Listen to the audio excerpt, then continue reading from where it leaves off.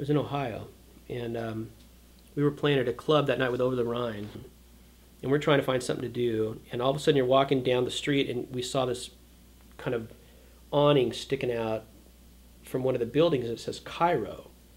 And so it's a bar. We figure out it's a bar, so we go in, and they're, you know, sitting at the bar. Literally, there's this whole group of characters sitting at. There's this guy sitting at the bar that's like a little midget guy, and he's got clown makeup on for some. It's the middle of the afternoon, and he's got clown makeup, and he's kind of just laughing and talking to the bartender. And the bartender's this older woman in her, you know, 60s, and she's got gray, kind of grayish blue hair that's been dyed, and it's like a beehive, like something out of the 50s.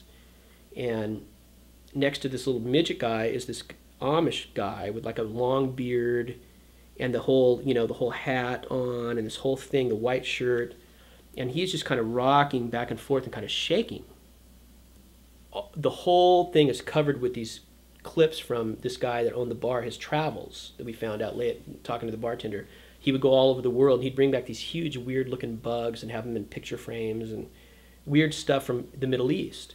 And this in the one corner, there's this one girl sitting there who's obviously a prostitute, and she's talking to this client of hers, and they're discussing price, and they're discussing who's going to buy the drinks and where they're going to go, and it's really loud. And this little midget guy kept going over to the jukebox, and the jukebox was this old jukebox where it said you could play 278s for a dime. And so you put in a dime, you could, and it was like things like Rockin' Robin, you know, the original version, and all this weird stuff from the 40s and 50s.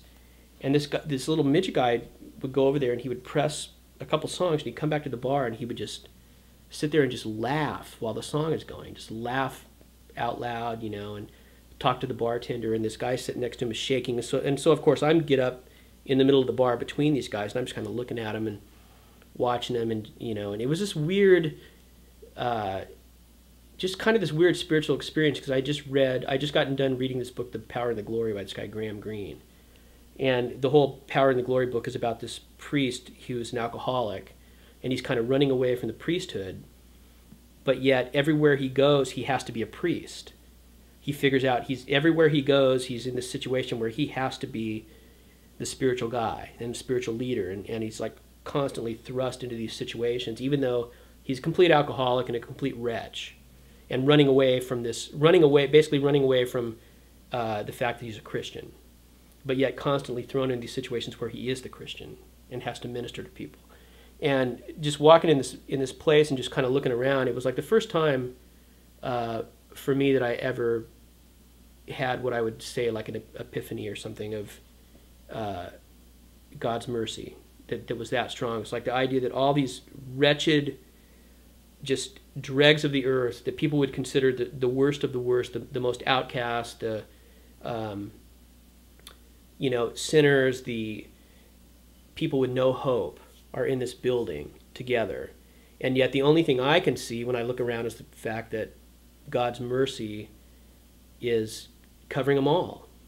God's mercy is there for all of them, for the little midget, for the alcoholic Amish guy, for the prostitute, for the old woman behind the bar. Everybody, at that point, I'm just looking around and I'm just thinking, wow, this really is the people Christ died for. This isn't a joke to me anymore. This isn't like something that's just pretend. You know, this is like real. The first time in my life that I actually really truly, I think, believed what I had been raised in. And it was kind of a life-changing thing for me.